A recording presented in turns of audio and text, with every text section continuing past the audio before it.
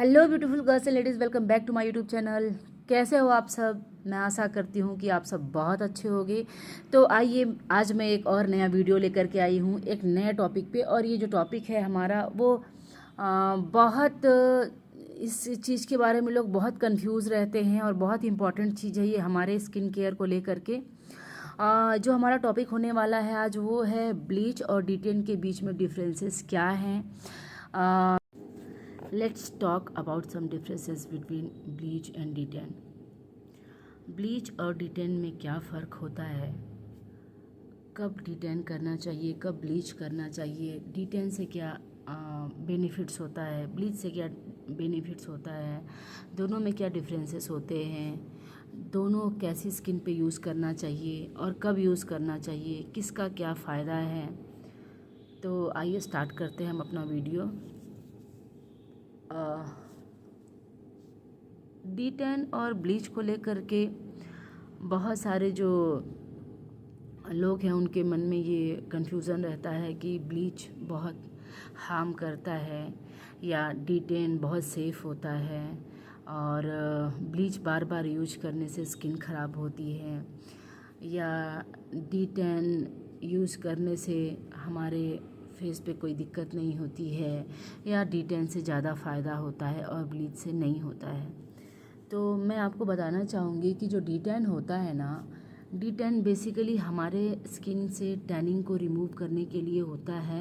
लेकिन यहाँ पे मैं एक चीज़ क्लियर करना चाहूँगी कि जो डिटेन होता है ना, कभी भी फर्स्ट एप्लीकेशन से या वन टाइम आपने डिटेन किया करवाया तो उससे आपकी टैनिंग 100% नहीं जाएगी।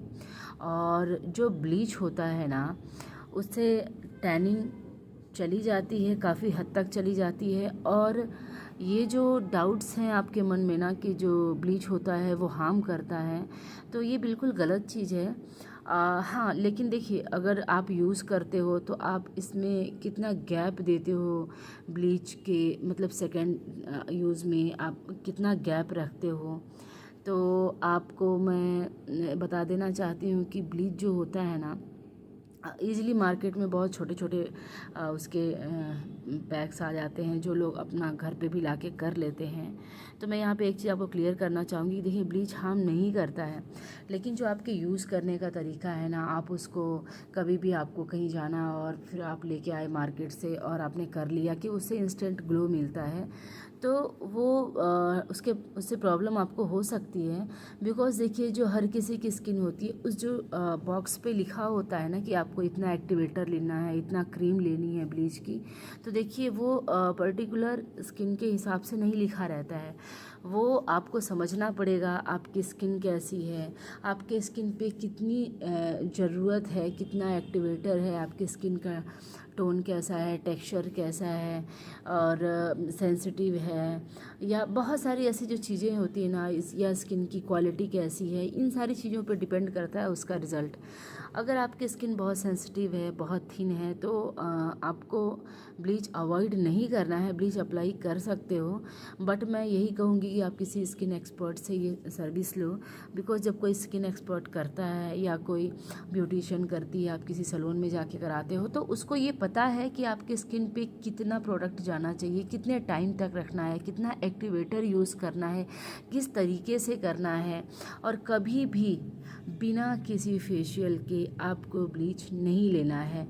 ये सबसे बड़ा रीज़न है कि आपकी स्किन को ब्लीच से प्रॉब्लम होती है। क्योंकि जब भी आप ब्लीच लेते हो ना, तो ब्लीच लेने से आपकी स्किन में बहुत ज़्यादा ड्राइनेस होती है। जो हमारे स्किन में जो नेचुरल ऑयल होता है ना, ब्लीच कहीं ना कहीं उसको भी एब्जॉर्ब करता है, ब्लीच उसको कम करता है, हमारे फेस पे, स्किन पे ड्राइनेस करता है। तो उससे बचने के लिए कैसे ब्लीच यूज़ किया जाना चाहिए, कितना यूज़ किया जाना चाहिए, इसकी नॉलेज आपको नहीं है। इसकी नॉलेज सिर्फ एक प्रोफेशनल ब्यूटिशियन बता सकती है, दे सकती है, या फिर एक सैलून में आपका बहुत एक्सपर्ट से अगर आप काम कराते हो तो आपको इसके कोई साइड इफ़ेक्ट्स नहीं होंगे। और रही बात डिटेन की, तो लोगों को लगता है कि डिटेन रिप्लेस करता है ब्लीच को, तो बिल्कुल भी नहीं। देखिए, डिटेन आपके बालों को ब्लॉन्ड नहीं करता है, ब्लीच जो है वो आपके बालों को कलर करता है, फेस के जो हेयर्स होते हैं, जो रोए होते हैं उनको कलर करता है, लिफ्ट करता है, ब्लॉन्ड करता है, आपके स्किन कलर में लेकर के आता है और वो आपके स्किन की टैनिंग को भी कम करता है। जब तक इसका असर रहता है और इसका असर कम से कम 15-20 दिन, 25 दिन या किसी किसी केसेस में 1 महीने तक भी चल जाता है, क्योंकि आपके फेस पे, आपके स्किन पे नए जो रोए होते हैं, जो हेयर्स होते हैं ना, उनकी ग्रोथ होती रहती है। पुराने रोए जब झड़ जाते हैं, नए रोए आ जाते हैं आपकी स्किन पे, तो उसका कलर जब ब्लैकिश हो जाता है तो वापस से आप इस पर ब्लीच यूज़ कर सकते हो, ताकि वो आपके हेयर्स के कलर को वापस से स्किन कलर पे लेके जाए, ब्लॉन्ड कर दे। लेकिन यहाँ पे प्रॉब्लम ये है कि जब आप ब्लीच यूज़ करते हो ना, तो आपको कितनी क्वांटिटी में यूज़ करना, आपके स्किन के अकॉर्डिंग वो कितने टाइम तक रखना चाहिए फेस पे, और आपके स्किन के अकॉर्डिंग वो कौन सा ब्लीच यूज़ होना चाहिए, कैसे करते हैं, पहले ब्लीच करते हैं या फेशियल करते हैं, ये सारी चीज़ें आपको नॉलेज नहीं है, बिकॉज़ आप प्रोफेशनल नहीं हो, तो आप इस तरह के रिस्क लेते हो, घर पे चीज़ें करते हो, इसलिए आपको ब्लीच से प्रॉब्लम होती है। वहीं पे जो D10 होता है ना, D10 का काम है सिर्फ़ और सिर्फ आपके स्किन की टैनिंग हटाना, जो सन टैन हो जाता है या जो थोड़ी सी डलनेस होती है फेस पे ना, उसको D10 कुछ हद तक कम करता है। 100% तो मैं नहीं कह सकती हूँ, बिकॉज़ D10 में कोई ऐसा केमिकल नहीं होता है या कोई ऐसे एक्टिवेटर्स नहीं होते हैं जो मतलब जिसको वाइटनिंग एजेंट कहते हैं, या वाइटनिंग प्रॉपर्टीज़ नहीं होती हैं जो आपके टैनिंग को बहुत ज़्यादा हटा सके वन टाइम में। तो ज़्यादा इफ़ेक्टिव तो ब्लीच होता है, लेकिन ब्लीच में गैप कितना रखना है और ब्लीच किस स्किन पे कैसा जाना चाहिए, इसकी आपको प्रॉपर नॉलेज होना चाहिए। तो कम से कम 1 महीने का या 20 दिन का गैप रखना है। डिपेंड करता है ये स्किन क्वालिटी पे, मैं आपको फिर से रिपीट कर रही हूँ कि ये डिपेंड करता है, वरी करता है स्किन टू स्किन, कि किसकी स्किन कैसी है, किसके स्किन का टेक्सचर कैसा है। कुछ स्किन पे कुछ आपके जो फेस होता है, आपके जो हेयर्स होते हैं, उसके हिसाब से किसी पे कुछ कम टाइमिंग रखी जाती है, किसी पे ज़्यादा टाइमिंग रखी जाती है, किसी पे एक्टिवेटर थोड़ा कम यूज़ होता है, किसी पे ज़्यादा यूज़ होता है। अब क्योंकि ये आपके स्किन को ड्राई करता है, तो ड्राइनेस से बचने के लिए आपको मॉइस्चराइज़र यूज़ करना है, और बिना मॉइस्चराइज़र के आप इसको अप्लाई नहीं करोगे, बिकॉज़ जब आप इसको अप्लाई करते हो ना, आपकी स्किन ड्राई होती है। ड्राइनेस के वजह से एक तो आपके स्किन का ग्लो चला जाता है, और दूसरी प्रॉब्लम आती है कि आपके स्किन पे रिंकल्स पड़ते हैं, रिंकल्स पड़ना स्टार्ट हो जाते हैं। रिंकल्स इनिशियली तो नहीं दिखते हैं, पर डे बाई डे जैसे आप ब्लीच का बहुत ज़्यादा यूज़ करने लगते हो ना, वो रिंकल्स आपके फेस पे दिखते हैं। उन रिंकल्स को ख़त्म करने के लिए या उन रिंकल्स से बचने के लिए ज़रूरी है कि आप उसमें थोड़ा गैप लो, ब्लीच में थोड़ा सा गैप लो, और उसके साथ कोई फेशियल या क्लीनअप या फेस मसाज ज़रूर कराओ। और ब्लीच को कभी भी मैं तो यही कहूँगी कि आपको कभी भी घर पे ब्लीच नहीं करना चाहिए फेस पे। आजकल आप देखोगे कि बहुत सारे लोगों में पिगमेंटेशन की या अनइवन स्किन की, या स्किन में कहीं कहीं पे थोड़े पैचेस हो जाते हैं वाइट एंड ब्लैक, इसकी प्रॉब्लम्स आती है। तो कहीं ना कहीं ये एक सबसे बड़ा कॉज है कि आप ब्लीच को घर पे करते हो, या ब्लीच को बहुत ज़्यादा यूज़ करते हो, या बहुत टाइम तक अप्लाई करके रखते हो। इन सारी चीज़ों की वजह से आपको बहुत सारे साइड इफ़ेक्ट्स देखने को मिलते हैं ब्लीच के। लेकिन ऐसा बिल्कुल भी नहीं है कि ब्लीच सेफ़ नहीं है, ब्लीच सेफ़ है, लेकिन उसके करने का जो आपका तरीका है ना, वो सही होना चाहिए। और सेकेंड चीज़ है कि आप D10 लेते हो और फिर आपको लगता है कि अरे हमने अगर आप कंपेयर किया जाए तो ब्लीच के अकॉर्डिंग D10 जो होता है ना, इसके कॉस्ट थोड़े ज़्यादा होते हैं। और सेकंड चीज़ होता है कि जो ब्लीच किया जाता है ना, उसमें आपको इंस्टेंट रिजल्ट दिखता है, बट D10 में नहीं दिखता। तो कई बार जो क्लाइंट्स होते हैं वो कहते हैं कि मेरे फेस की टैनिंग तो गई ही नहीं, कुछ खास ग्लो नहीं दिखा। तो वो रीज़न होता है, जब आप ब्लीच करा के फेशियल कराते हो ना, तो आपके स्किन पे एक इंस्टेंट ग्लो दिखता है, लेकिन वो D10 के बाद उतना ज़्यादा नहीं दिखता है। ब्लीच भी जो होता है ना वो एक जेल में होता है और क्रीम में होता है। तो जो जेल ब्लीच होता है ना, जेल ब्लीच में आपके हेयर वो उसका टाइमिंग और बहुत कम होता है, ठीक है। वो उसको आप कम टाइम के लिए स्किन पे रखते हो और वो रिज़ल्ट भी क्रीम ब्लीच से वो रिज़ल्ट भी थोड़ा कम देता है। वो आपकी स्किन को ब्लॉन्ड कम करता है, आपके हेयर्स को ब्लॉन्ड कम करता है।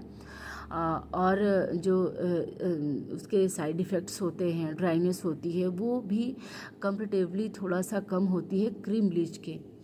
तो यहाँ पे मेरा यही कहना है कि जो कुछ आपके दिमाग में ये बैठा हुआ है ना ब्लीच को लेकर के कि ब्लीच नुकसान करता है, D10 बहुत अच्छा रहता है, या ब्लीच अच्छा रहता है और D10 का बहुत बेनिफिट नहीं है, बहुत वो नहीं है। तो ये डिपेंड करता है कि काम कैसे किया जा रहा है और स्किन पे डिपेंड करता है।